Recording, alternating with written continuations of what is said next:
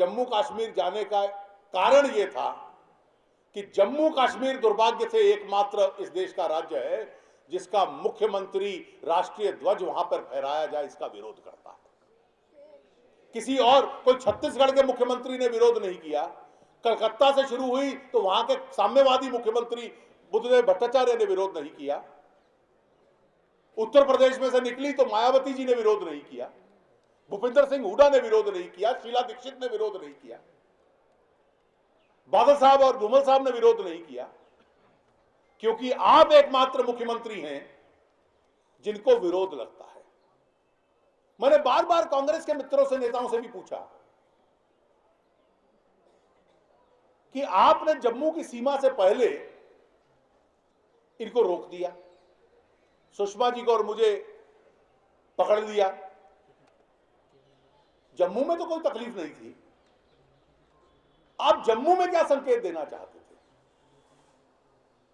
कांग्रेस के मित्र उसको हंस के टाल देते थे, लेकिन मुझे उत्तर मालूम था और इसका उत्तर यह था कि ओमर अब्दुल्ला अलगाववादियों को संकेत दे रहे थे, देखो मैंने जम्मू कश्मीर की भूमि पर भारतीय जनता पार्टी को राष्ट्रीय ध्वज लहराने की अनुमति नहीं दी है। यह उनका वैचारिक दृष्टि पर समर्पण था अलगाववादियों के सामने। It was his psychological surrender to the separatist. मैं आपकी नजरों में अपनी स्वीकृति बढ़वाना चाहता हूं, देश में मेरी स्वीकृति चाहे समाप्त हो जाए। इसलिए वो अलगाव, आपने अगर दृश्य देखा होगा, एक तरफ दिखलाते थे कि आरपी सिंह और शिखा अपने साथियों के साथ डल गेट के ऊपर ध्वज निकालते हैं और पिटाई करते हुए इनको पुलिस की गाड़ियों में थोप देते हैं, लेकिन यासीन मलिक तो लाल चौक तक पैदल चलते हुए अपना झंडा लिए हुए पहुंच जाता है। उसको तो आप लोगों ने गाड़ियों के अंदर डालते हुए नहीं देखा टाइम्स नाउ चैनल के ऊपर। मैं राष्ट्रवादी ताकतों को जम्मू कश्मीर की भूमि पे ध्वज नहीं लहराने दूंगा, यह संकेत था उनका, समर्पण था उनका अलगाववादियों के सामने। और कांग्रेस एक ऐसा राजनीतिक दल जिसकी कोई राजनीतिक दृष्टिकोण नहीं है, जो इस गलती को स्वीकार नहीं कर रहा। 6 साल शेख साहब के कहने पर कश्मीर नीति बनाई, 6ठे साल के अंदर आकर उनको 22 साल के लिए अंदर कर देना। यह जिस दल की दृष्टिकोण था, जो आज भी ईमानदारी से आकलन नहीं कर पा रहा। मेरी बीसीओ कांग्रेस के मित्रों से बात होती है निजी स्तर पर, जब देश का हित आता है, कई बार वो ये भी कह देते हैं हम जानते हैं कि कश्मीर पे आपकी नीति सही थी, लेकिन इस ईमानदारी को राजनीतिक दल के नाते वो स्वीकार करने को तैयार नहीं। और जब उमर अब्दुल्ला ये कर रहे थे तो गृह मंत्रालय और केंद्र सरकार ट्रेन हाईजैक कर लो।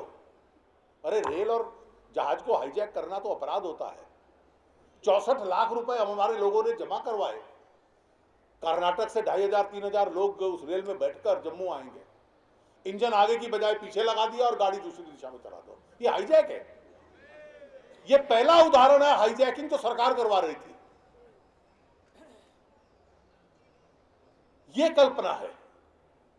और इस परिस्थिति में मैं मानता हूं कि अगर इस देश में एक राजनीतिक मुद्दा ऐसा है जिस पे आक्रामक रूप से हमारे कार्यकर्ताओं को बहस के लिए तैयार रहना चाहिए, क्योंकि हमें इस बात का विश्वास रहना चाहिए, करेज ऑफ कन्विक्शन होना चाहिए कि जो डॉक्टर श्यामा प्रसाद मुखर्जी ने, दीनदयाल जी ने, अटल जी ने कश्मीर के संबंध में सोच बनाई थी, वो इस देश के हित की सोच थी। और इस विषय पे हम याद रखें, बहुत सारे राजनीतिक दल कोई हमारे साथ नहीं है, कोई 2-4 हमारे साथ हो, बाकी हमारे विरोध में है। तो कई बार लोग हमें कहते हैं कि कश्मीर के मुद्दे पर आप अकेले पड़ जाते हो, लेकिन ये अकेलापन बहुत नशीला इसलिए है कि इसमें राजनीतिक नेता साथ ना हो, लेकिन जनता इस मुद्दे पर पूर्ण रूप से हमारे साथ होती है। मैं अंग्रेजी में कहता हूं, we are isolated on our stand on Kashmir, but it's a majestic isolation, जहां जनमत हमारे साथ में है और देश का हित हमारे साथ है। यह विषय कभी किसी धर्म मजहब का नहीं है, हिंदू मुसलमान का नहीं है, ये देश की एकता का है। और इसको लेकर 63 वर्षों का इतिहास हमारे पक्ष में गवाह की तरह खड़ा है। और जब जब यह विषय आएगा, इसकी समझ, इसके सब पहलुओं की समझ आक्रामकता से हम रखें, लेकिन एक विषय स्पष्ट रूप से रखें जो बार बार सुषमा जी और मैं कह भी रहे हैं, मैंने लिखा भी है कई बार इस पे।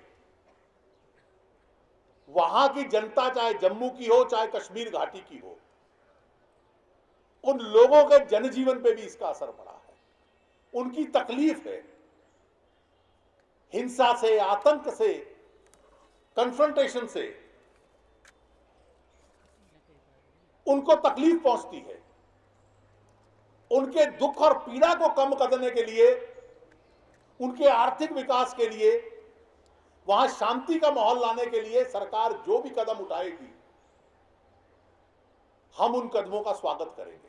लेकिन हम लोगों के पक्ष में होंगे, आतंकवादी और अलगाववादियों के घोर विरोधी होंगे। और इसलिए अलगाववादियों के हक में कोई कदम सोचा जाएगा कि राज्यपाल का नाम बदल के सदर रियासत कर दो, ऑटोनॉमी ले आओ, कुछ अधिकार केंद्र से लेकर राज्य को दे दो। केंद्र के पास अधिकार है कितने? Defence, security, currency, foreign affairs, telecommunication, ये 5 अधिकार हैं सिर्फ, बाकी सब राज्य के पास है। और 53 के बाद 2 अधिकार और सुप्रीम कोर्ट और चुनाव आयोग। और 75 में जो इंदिरा जी का और शेख साहब का फैसला हुआ, उसके बाद आतंकवाद से निपटने का अधिकार केंद्र के पास है। इन 8 अधिकारों के अलावा कोई 9वां अधिकार नहीं है।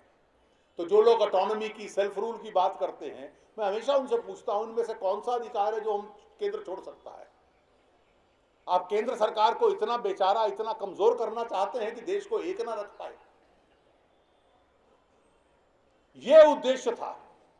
और तिरंगा यात्रा क्यों, जो ये प्रश्न पूछते हैं, इतिहास की इस भूल को सुधारने के लिए भारतीय जनता पार्टी एक एक कदम उठाती रहेगी, इस देश को याद दिलाती रहेगी। और जिन लोगों ने यह समस्या पैदा की है, उन लोगों के सामने ये प्रश्न चिन्ह खड़े करती रहेगी। ये हमारे दल का उद्देश्य है। आरंभ से एक राष्ट्रवादी दल होने के नाते हम इस विषय को उठाते रहे हैं। और हमारे जो भी कार्यकर्ता दिल्ली से और युवा मोर्चा के कार्यकर्ता सारे देश से गए, वो बहुत बहुत स्वागत, अभिनंदन और बधाई के पात्र है। और अंत में एक बार फिर दिल्ली के जो दोनों प्रमुख कार्यकर्ता और अन्य युवा साथी वहां पर गए, उन सब का मैं आप सब की ओर से हार्दिक अभिनंदन करता हूं। बहुत बहुत धन्यवाद।